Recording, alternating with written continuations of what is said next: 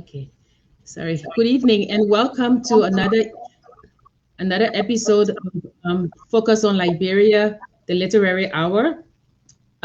We're sorry that we were unable to meet last week.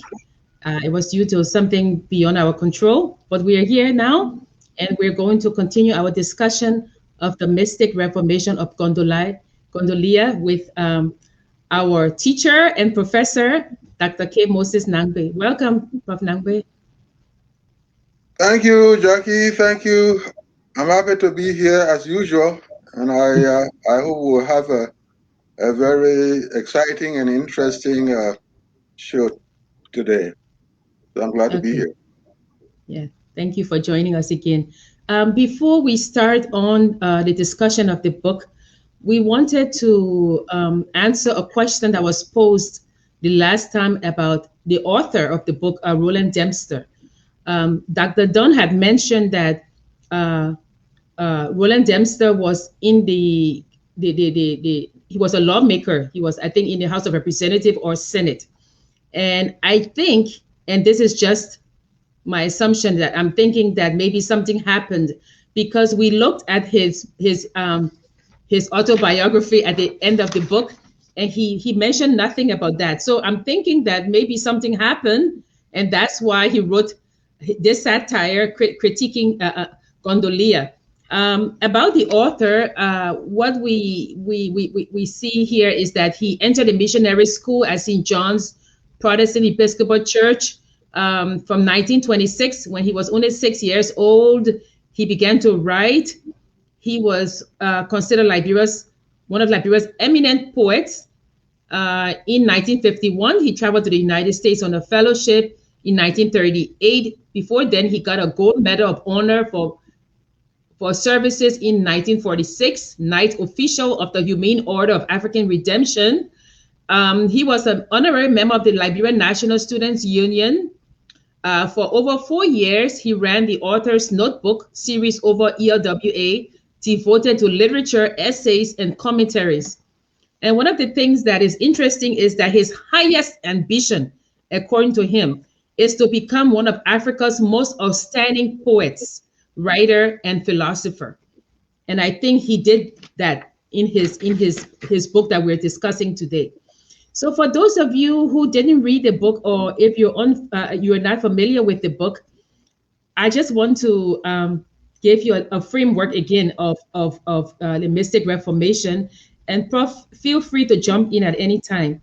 So we have the hero Blama, and Blama is almost, the book reads almost like a Bible, the New Testament, because Blama starts to speak against the evil that he sees in Gondolia, this country that he loves so much.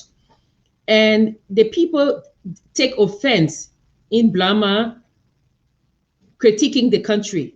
Blama gets 7 students, and and then he sends the students out, right, Prof, to go and help reform Gondolia. Mm-hmm. Sorry, The, but one of the key things we have to keep in mind is that he starts off at 7, as you said, and he goes all the way to 37 years of age. yes, That is when he becomes an eyesore in society, because they can't contain him anymore, yes, and he cannot be allowed to use any public facility and all that, and his life gets to be miserable, and therefore he falls into a trance. yes, And they falling into the trance is important because this is the time he takes to kind of fortify himself. He goes through the tutelage, seven universities. He goes through the tutelage of 7 universities, and then he comes out. yeah. And so when he starts to speak along with his students, he starts to speak against what's happening in Gondolia. Of course, he's brought in front of the court, and he's sanctioned, and then he's condemned to death. So I just want to give a broad outline before we go into the book. So he's condemned to death. They beat him to death. It takes 7 days for him to die, and he dies. But then he's resurrected as Blaman the Wise. And when he comes back, he travels throughout Gondolia, meeting people, teaching, trying to reform the country. Of course, at the end, he leaves again, right? He goes up into heaven or into the clouds, but he worked to change his country. So this traveling through the country, meeting all these people, meeting different groups, is what we're going to discuss. Reforming the state. How can we reform the state? Well, let's go on a journey with Blama and see what Blama sees. Nothing has changed, you know, so we're going to see what Blama saw. We're going to see how he tried to change it, and we're going to take some lessons from Blama and say, you know what, we can do it too, and we will try to reform the state. And last week, 2 weeks ago, we discussed that Dempster did not say transformation of Gondolia. He said reformation, because transformation is so superficial and shallow. You know, you could change your hairstyle, you could change your clothing, and you're transformed, but you're still really the same person. When you reform, is structural, it's come from inside, within. So Dempster says the mystic reformation of Gondolia. And so we ask you to join us, join in the conversation as we go along with Blaman the Wise.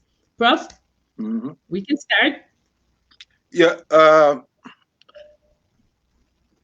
we have to keep in mind that in understanding his role in the transformation, the reformation, he has to purify himself spiritually. Yes. You can even liken down that onto Christ. Before Christ began the full force of his work, he had to spend 40 days and 40 nights in the wilderness. And when he came from there, he was spiritually fortified to go on his mission. It was at the very beginning of that mission that Christ was confronted by Satan, and he said, "Get thee away from me." And then he went on to.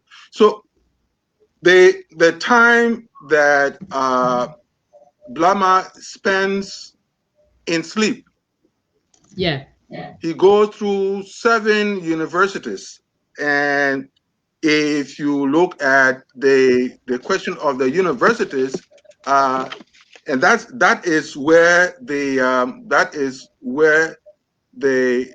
allegorical nature of his book comes in, because the very names of the universities, and when he comes out, the very names of the students. That should give you a sense of his whole plan, the whole plan as created by Blama, the whole plan as created by the author of the book, Roland Tomekai Dempster. For instance, the universities Blama went through while he was in trance. He went to the University of Wisdom. He went to the University of Justice. He went to the University of Goodness. He went to the University of Truth. He went to the University of Progress. He went to the University of Mind, actually, which is thinking, you know, thinking, thoughtfulness. That's what. And then he went to the University of Soul. What makes us what we are, the energy in us, the flame in us. Those are the universities. And then you think about the students that he kind of brought together. He brought together love. He brought together mercy. He brought together mind, which is thinking again.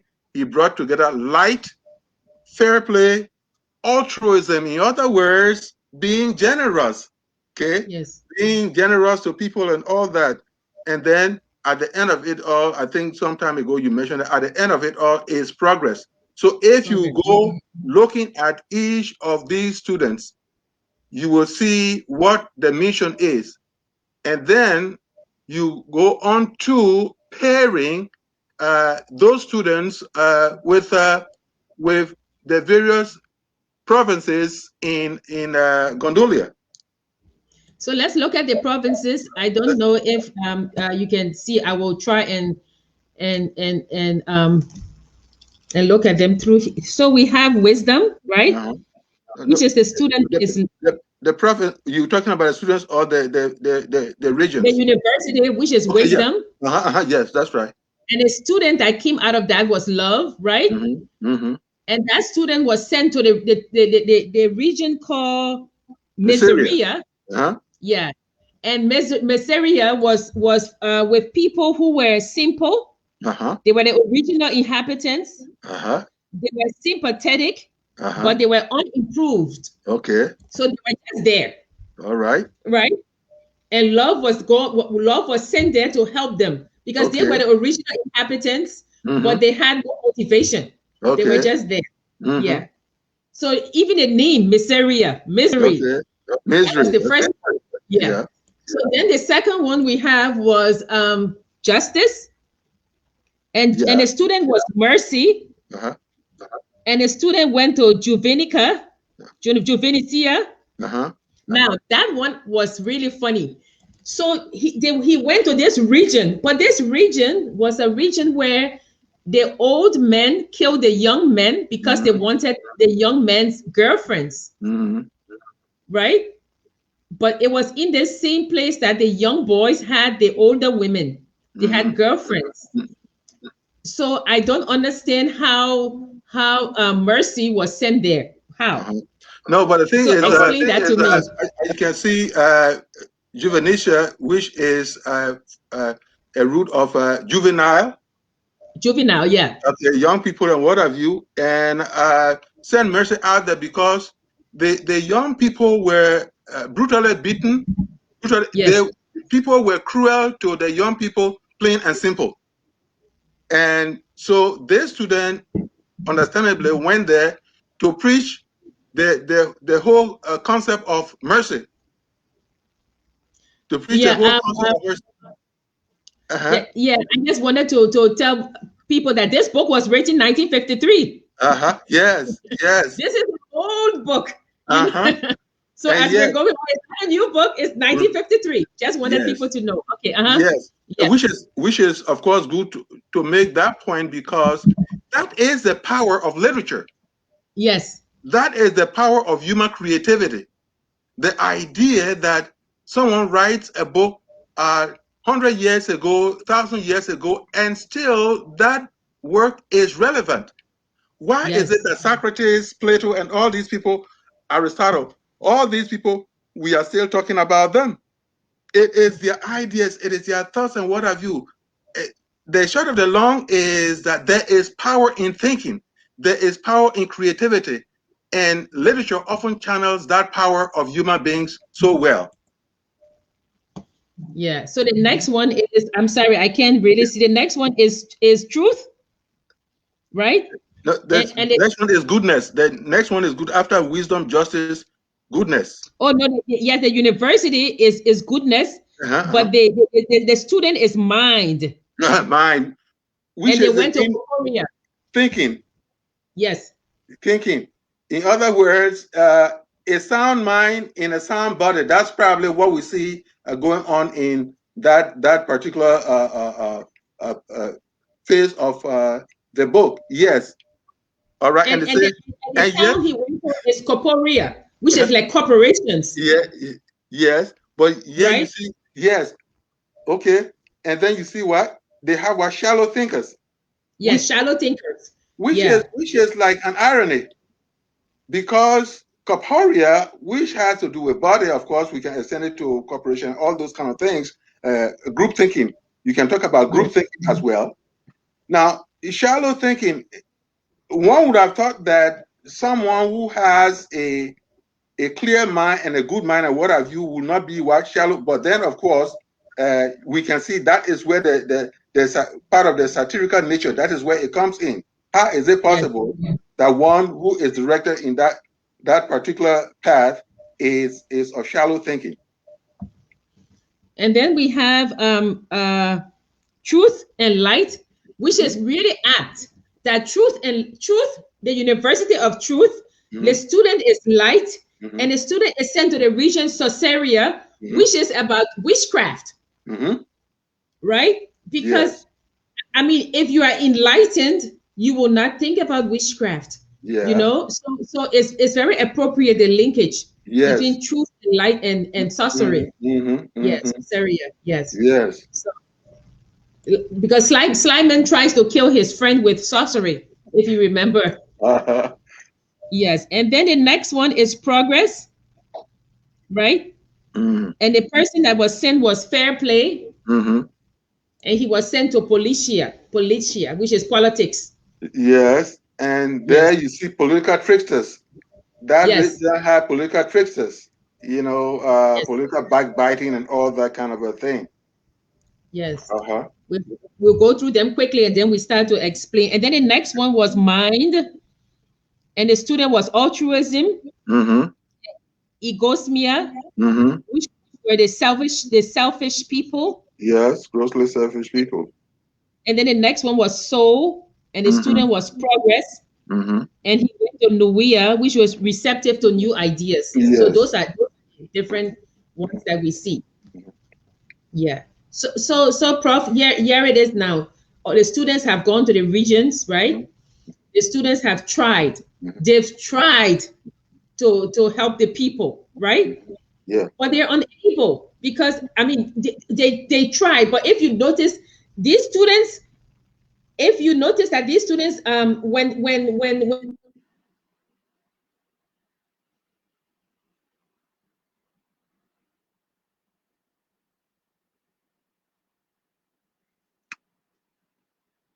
Hello, are we together? Yeah, Prof. Jackie, drop off so you can keep. Okay, all right. Okay. Yeah. So one of the things that we will keep in mind as we go through this book is one that literature provides conversation. Literature helps keep certain key aspects of society on the front burner. There's got to be a continuous type of conversation. A society or a country that does not create platforms for the heart and meaningful exchange of ideas will kind of remain in a slumber, will kind of be a sleeping society. So one of the things we need to get out of this book is the whole idea of posing the right questions that will help us make progress in society as a nation. We saw mercy, we saw love, we saw thinking, which is might. We talk about light, we talk about fair play, we talk about altruism. All these things are supposed to lead to the progress that we want in society. If we do not seek love, if we do not seek mercy, if we do not seek the light, I'm not talking about fair play, I'm not talking about altruism, then definitely there are dark energies we are creating that will kind of keep us away from making progress. And we have to find, as I said, we have to find the platforms, we have to find the avenues to be able to bring a lot of these virtues. A lot of these virtues, I call them intangible assets, to bring these intangible assets into the development of a nation. I don't care what we can have all the money and what have you. I've said what we've been witnessing in America today, people say democracy won. I say human character won. It is human character that won. There were other people in this American society that were engaged in cunning and all that. We've seen part of that when they went to to a kind of deal with the Trump fiasco. You saw how people will look at white and call it black. They saw green and call it red and what have you. And yet, imagine if we had such people in several other areas of the the American government. What this thing would have been, it would have been Trump stay on the throne and Joe Biden thrown in the waste pen of history. We cannot do that, and that is why this book is important. This mystic reformation of Gondolia is important because things that are there should be able to become themes of conversation in that great country called Liberia. Prof, I agree with you. I wanted us to look at when Blama came back, and he talked about the when he started to go through the different provinces, right? One of the people that he met, the government workers, right? So we're talking about character now. And the government workers, if you remember, he said that they will almost be suicidal if they didn't get a government job. Yeah.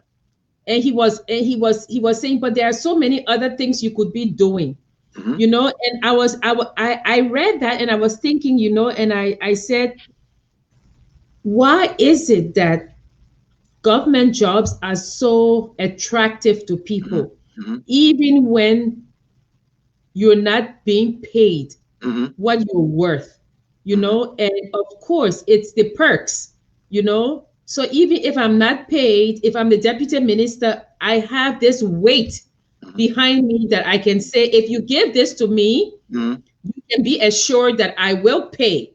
Yeah. So it's the perks. But one thing I wanted to talk about with when he was talking about reformation and reforming the mind is that when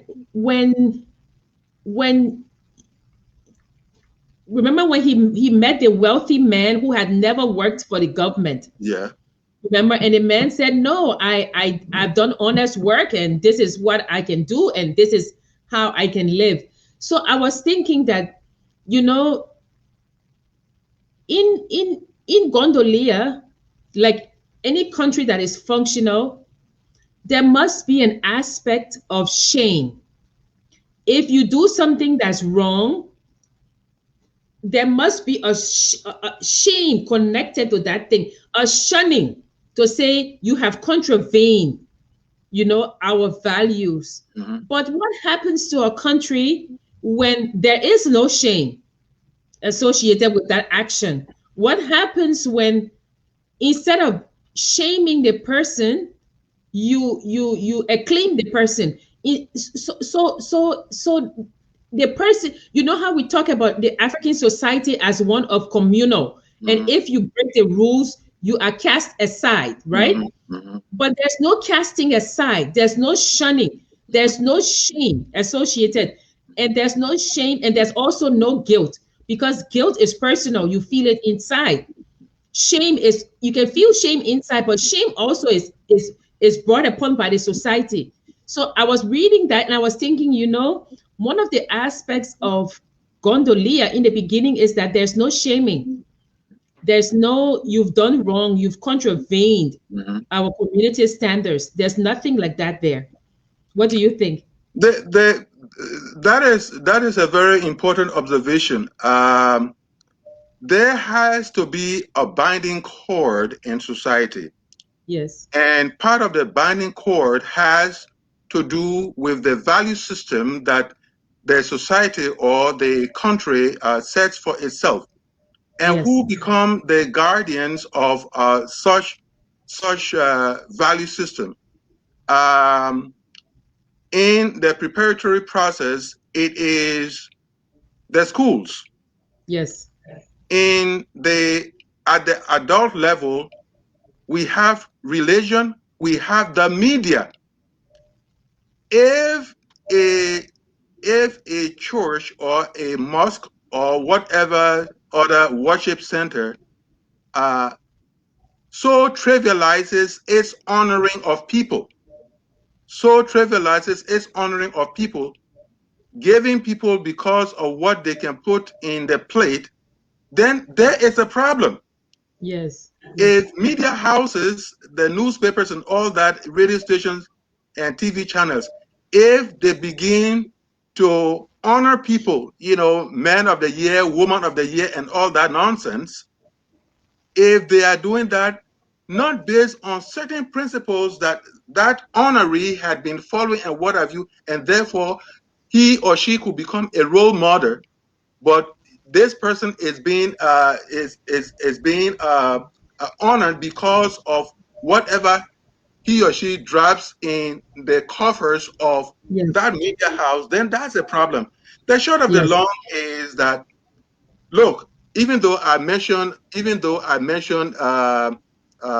the religious sector, and I measure the media houses and what have you, this has to, protecting the value system has to be something participated in by everybody. That is what we talk about collective ownership. Yes. If we do not have a sense of collective ownership, then it is a problem. And that is what we see in the process of things going amok. In the case of the pre-Lama life, people were sluggish, people were lazy, people could get around based on cunning. And if you cannot establish that pattern where everybody feels some obligation to see the good coming out of that country, then of course that country, I'm afraid to say, that country is moving on the path of death. Yeah, actually, it's very interesting. I was reading Hope and Impediments by Achebe, and I saw this paragraph that explicitly pertains to exactly what you're saying. And let me just read a little portion. Yeah, so it goes, of course, for a society to function smoothly and effectively, its members must share certain basic tenets of belief and norms of behavior. Amen. There must be a reasonable degree of consensus on what is meant by virtue and vice. There must be some agreement on the attributes of a hero, on what constitutes the heroic act. Yes. Yes. Our very humanity seems to be committed to a distinction between these pairs, however fuzzy the line may sometimes appear. Yeah. You see, so that's our basic humanity. We must uphold these basic tenets, and we must share these values. And a guy called Gutek, he in discussing educational philosophy and all those things, it gets to a point where he talks about the psyche map of a nation, the psyche map of a nation. In other words, what is the collective mind of the people? Yes. Even Maurice Hobworks talks about collective memory. He talks about collective memory. Now, these things are very much important. One, the psyche map of the nation. Two, the collective, the collective consciousness of the people. All these things, they have to be laid out. They have to be laid out, and that is where writers, researchers, and all commentators, all right, all these people are involved, because sometimes we don't understand ourselves. Every time you think about what Liberia is, I think, okay, people will just jump up and begin to kind of say it's not wrong to identify the wrongs, but is it not also important to ask ourselves, where are we going right, and what can we do to even improve upon that right? Or what are our weaknesses, and what can we do to get them going? So what can be done to do whatever needs to be done? So all these things, all these things, Jackie. So what we are doing, I will be giving you the floor. But what we are doing in here, we will think that it is we are just at a point, just articulating views and what have you. But these things have got to be documented. We have to go to work to look at our value system. Yes. We have to go to work, not only looking at the value system, but also finding ways to strengthen the outlets through which we can inform the society. We can energize the society. We can empower the society to be able to make a difference. And I think that is the problem. What Dempster is saying, that because Gondolia does not share a common tenets, norms of behavior, there is a problem. Because if you have to debate what is wrong and what is right, if you have to say, oh no, this is right, this is wrong, Achebe is saying no. This society must already have these common norms. There's nothing about the relativity, because if you have your set of truths and I have my set of truths or values and what have you, then there is going to be a problem. We are going to go to the dance floor while you are dancing to jazz. Somebody is dancing to reggae. Somebody is dancing to rumba. We will never get anywhere. But if we are dancing quadrille, all of us are dancing quadrille. You see what I'm talking about? Grand march. If we are dancing grand march, all of us are dancing grand march, and anybody who falls out of that dancing of the grand march has a problem. I like the quote by Toni Morrison when she's explaining about the society, and she says in that quote, "There is fever here, and while we try to diagnose the causes and prescribe measures for healing, it is wise to keep in mind that fever is a sign of a deeply disturbed life." You know, and Kristen calls it an alarming instability beneath the dazzle. You know, so you have the dazzling Mispa, which is the capital, right? It's dazzling, it's beautiful, but there's a deep instability, what we call the rot underneath, right?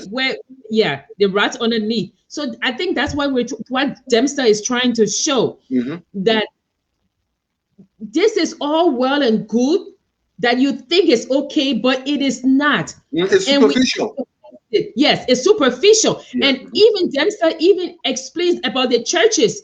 And he said there were, in fact, you know, he said there were too many churches. He said, you're serving the only God, but selfish people have divided the road. Yes. He said it'd be better to legislate the formation of new churches. So what he wanted was that there should be no new church open until the churches that are there, if they say we are too full, then you open a new church. But he said there shouldn't be.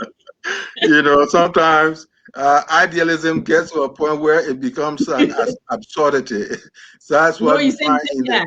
It's true, bro. Sometimes you go to church, there are 6 people in the church, and then you go to the other church, there are 8. And so Dempster is saying, have a legislation that says no new church should be open until this other church is too full. Then you open a new church.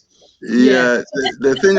Well, one of the beautiful things about Liberia is that even at its founding level, it did not legislate or write laws regarding, you know, a government control on churches and what have you, or on religion. That was the beautiful things about that. But on a more important note, what the underpinning thing he talks about when he speaks to the whole idea of the multiplicity of churches and what have you, is again the whole idea of human hypocrisy.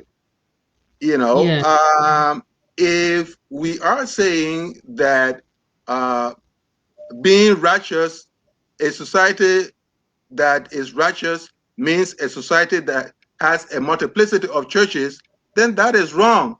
Because as we saw him moving from one province to the other, he began to, Blamana began to highlight the evils in those regions, even though there were all these worship centers and all that kind of a thing.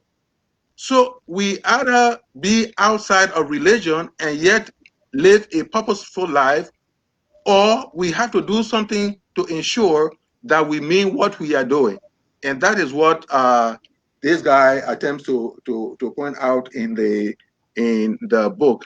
And one other thing I'd like to comment on, I know people were talking about, okay, why didn't Dempster, in giving his pedigree, why didn't he comment on his political life? In a sense, I believe that he wanted to draw a line between his literary pedigree, than to get into, anybody can be a politician. Sometimes the more crooked you are, the better you can so easily weasel your way through and what have you. But in the realm of literature, serious minds come to literature, and you want to at some point delineate. You want to at some point, so that it doesn't look like, even if you are hiding it or something, like disguising it, it doesn't seem like you are writing this book because you want to get some political accolades and all that. So he says, well, look, you read in this thing where he said that one of his dreams was to become one of the outstanding African writers and philosophers.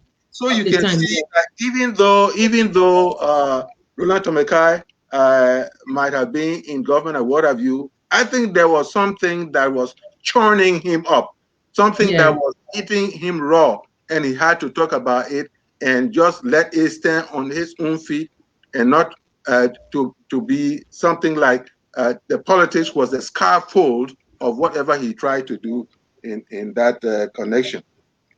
Yeah, can we have the slides now, please? I think we have 2 slides that we can put up to if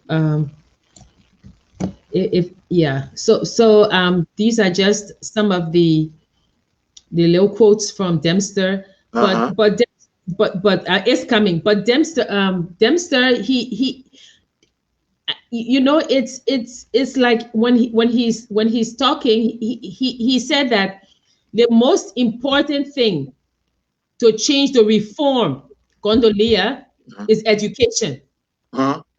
He was very, very straight on that. That education was the way to go. Is the slide up? Yeah. Okay. Yeah.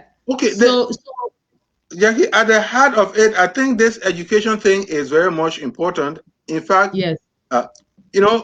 I know there are people who get so educated, they come from Ivy League universities and what have you, and I stay stupid, and I stay corrupt, and I still wicked.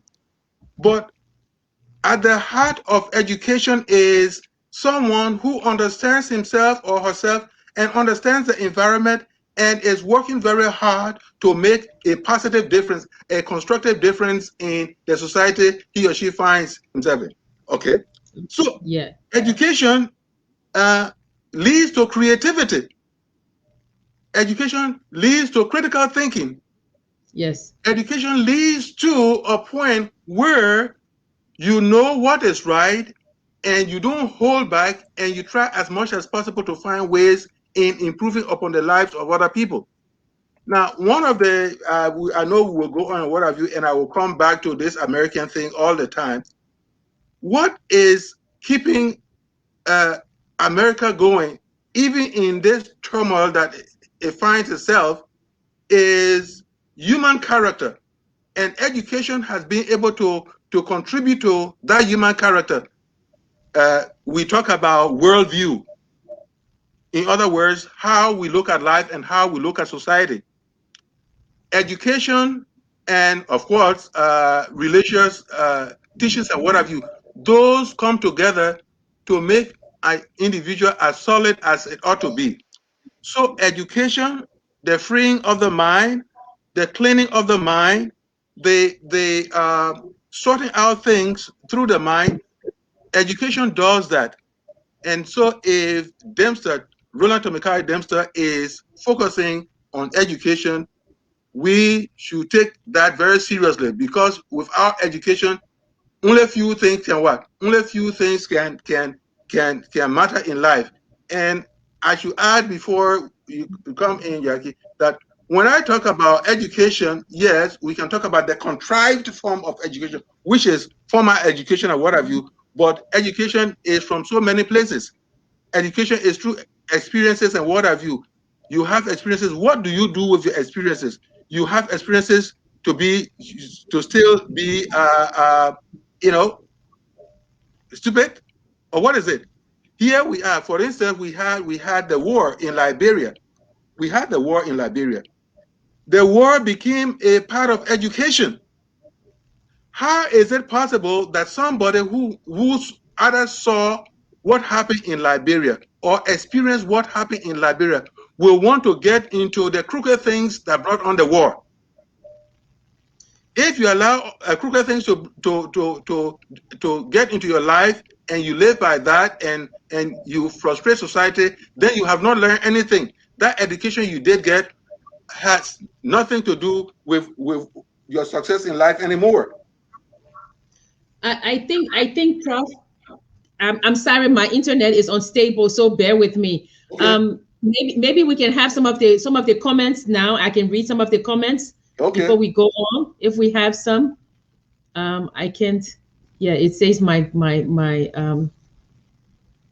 okay, so yeah, so this one is about the offices. The offices had more employees than work and space, but to be out of a government job was to be suicidal. Nowhere in the world is an office run without plan, system, or proper organization. The employment of ignorant people in important and responsible positions of public trust is a rope to hang Gondolia by the neck. And then he talked about the people to care for are the young people, the lower classes of citizens there, the foundation. But then he said there's also need for scholars. The Gondolia education system must lay emphasis on thoroughness. There is no bigger mess a country could find itself in than in sending out of its schools half-prepared graduates fit only for promotion according to other standards. But Prof, I think the thing here is that, you know how we're talking about that a country must have agreed upon tenets of behavior. I think there's a disconnect that as a people, we see learning and education as the same, and it's not. You know, because I always say to people, the wisest person I know, the person who taught me everything I know, is my great-grandmother, and she stopped in 3rd grade. But she's the wisest person, right? But yet, you move on. So now, of course, you learn as you go. But I think that we have put so much stock on degrees and on book knowledge, you know, that we put people, you know, usually when we get a degree, it's mostly for research. We're doing research, you know. A lot of things I learned in administration that I didn't learn when I was in college, you know. But I think that we have to look at the country and say, yes, we need doctors. It's true. But we all, like the thoroughness Dempster was talking about, we also need nurses. We need lab assistants. We need people who can change beds. So we need the wheel, the main wheel, but we need the spokes as well. You know? So I think that when people come, like he was saying, you don't use the government money on people who cannot perform, right? So the educational system, he sees is the way. Because if you remember, before Blama went back up into heaven or into the clouds,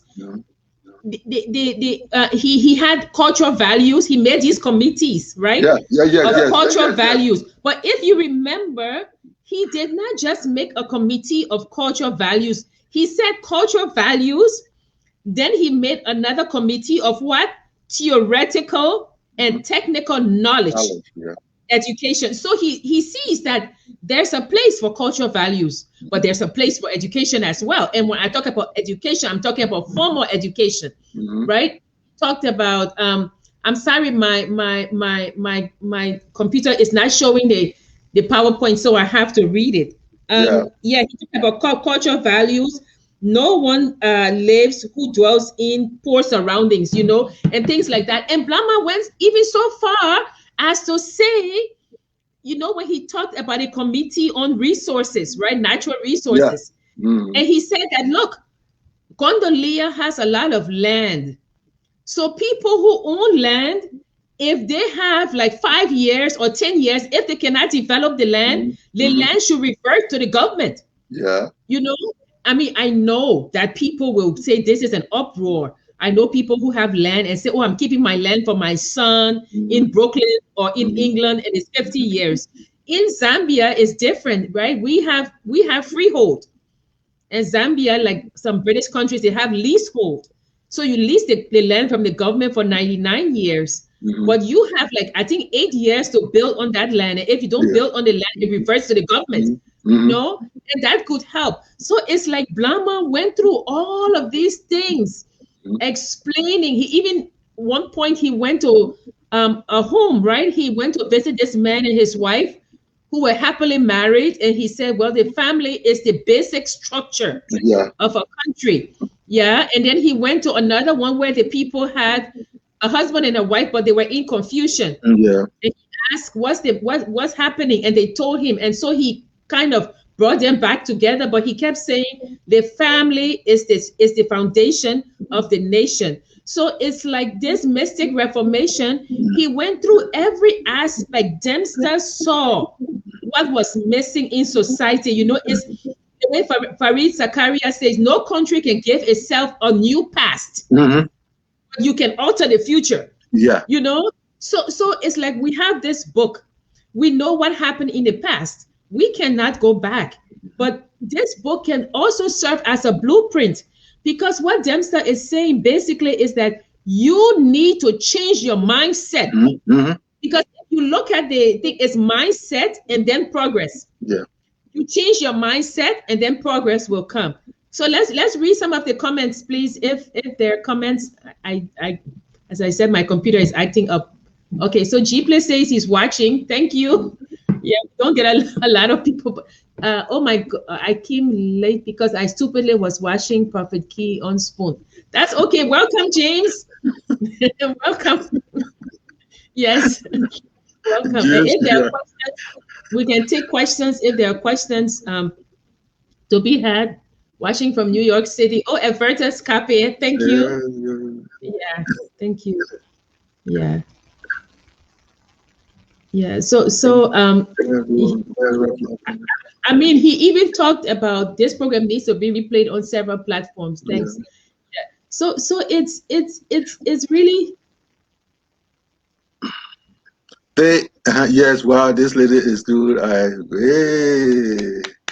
It's really when we're talking about changing the country. We really have to think about how to change. The mystic reformation of Gondolia, Leah. It's not in print anymore. We had to really struggle to get this book. I think it's in several libraries in the United States. And also, you can read my nuggets of the African novel. It is a substantive summary is there. At least you have a taste of it if you get to that point. But one of the things we hope to do is, of course, a long-term goal to be able to get some of the earlier books, get them into print.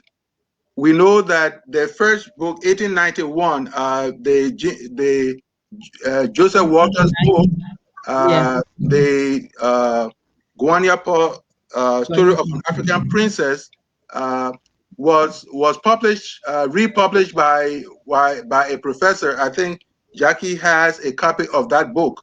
So if you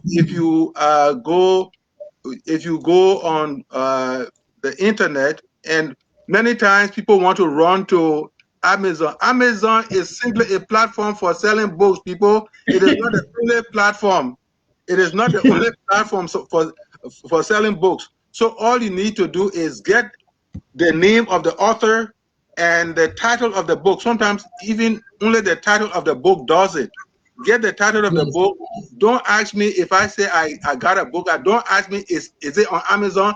No, because there are a lot of things that go on Amazon, so I know what I'm talking about. I'm a publisher, so definitely do not always talk about Amazon. Amazon is not the only outlet. Okay. Yeah. John Garvin said. So, for those of you who are just joining us, what we are trying to do is to stimulate interest in Liberian literature. Yeah. Dempster said it. Dempster said he would die a happy man if his work could refute the assertion that Liberians don't write. Liberians write. The first African novel written in English was by a Liberian in 1892, right, Prof? 1891, yes. 91. You know, so then you have 1932, I think, yes. Love in Ebony. Yes, this is Love in Ebony. You have Mystic Reformation of Gondolia. Yeah. These books were out way before things fall apart. Yes. So if somebody says to you, Liberians don't write, please say to them, I beg to differ. Yes. Liberians do write. Do you know that the first African novel written in English was by a Liberian? Yes. Please. Isn't that something? People who have been writing long ago. So so now let's read one more of Dempster's or Blama's quote. He says, the people in the nation must realize that every effort must be directed towards the greatest good to the greatest number. And that self and special relatives and personal friend policies need to be absent in good government. While the individual owes everything to the state owes the individual nothing except law, order, and protection. Yeah. You see, yeah. There he brings in the utilitarian philosophy, John Stuart Mill and others, who talked about the greatest good for the greatest number of people. You know, so that is what.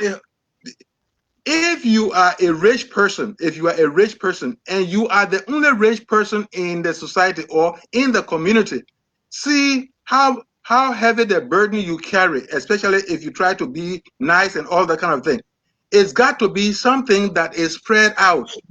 It's got to be something that is spread out for a lot more people to participate in comfort, in the enjoyment as we are talking about. So being able, if you are working with a system and you tell yourself that you alone must have everything, that is not to the greatest good for the greatest number of people. You are trying to, and if it is that, then definitely you are creating your own, you are weaving your own cords to tie you down sometime to come. And that is why when, for instance, a coup comes about, see how many people who had been praying for you to just fall so that they will just feast on you and what have you. So it's better to work in the interest of most people, if not all people. You've got to do that. And education, proper education is supposed to help you along that line of altruism. Yes. Proper education. Yes, and we're talking about education. Yeah. So Blama goes.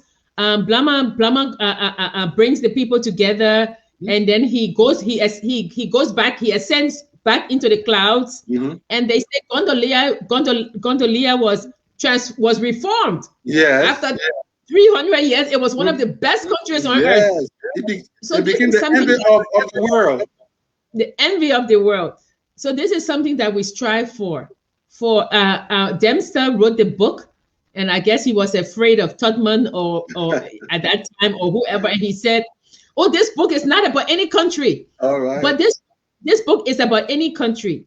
And we're taking this book to be for our country because the author is Liberian. And we are saying to everybody that, look, if you start to say, I don't care about the next man, like you become like the people in egoism, if say, I'm going to fold my hands, I don't care. Like the people in Corporia. Mm-hmm. You say, I'm going to kill my friend with witchcraft, like the people in Caesarea. We're saying these things don't work. He says it goes mad that you should change the we and I. You should change I to we and us. So we are saying that there's a danger here when you start to have these little silos to say, oh, I'm from this tribe, I'm from this tribe.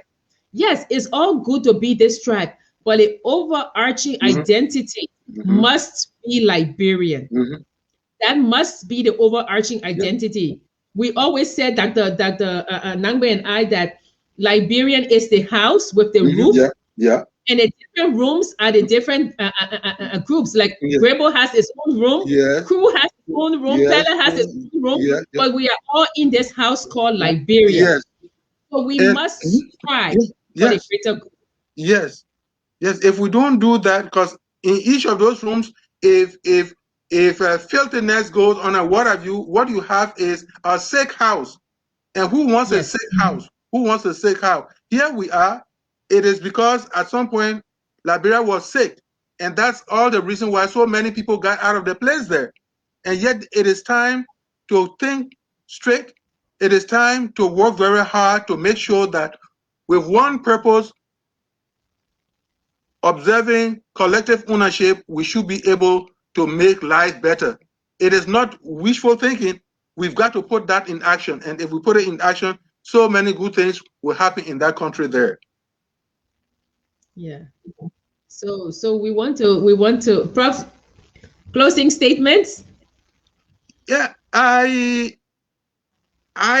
continue to think that Liberia has a capacity to make a positive difference. We simply have to get our acts together. Those of us who believe we are thinkers, let us continue to think. Those of us who think we are writers, let us continue to write. Let us continue to even make movies and all these things there. In other words, let us bring out an avalanche of information. It should be a cascade of information on our people there, so that, look at what is happening, Ebola is coming back and what have you. So we have to continue doing those things that will put us in a positive light, so that even if it is not our time, the next generation should be able to be proud that there were people before them that really worked very hard to change minds and put us on the right path. Yeah, thank you, Prof. And as we said, the question of who we are as a people and this search that we are on, this is not a new search. This is not a new question. This has been going on for years, for decades. People have been saying, who are we as Liberians? So let's try and answer that, to say we are many people, but yet we are one people, because it will make us stronger as a people, as a nation. And that's what we want to do, to move the country forward. So we ask you again to join us next week as we examine another book. We'll send the poster out soon. If you have questions, please send us the questions. We just want to throw light on Liberian literature and Liberian literary arts. We thank you again for joining us. We say have a happy weekend. Stay safe. And as Focus on Liberia always ends, just remember that we're all Liberians and we're moving the country forward. Thank you. Yeah. We are Liberians. Oh, we can keep talking. Liberian people.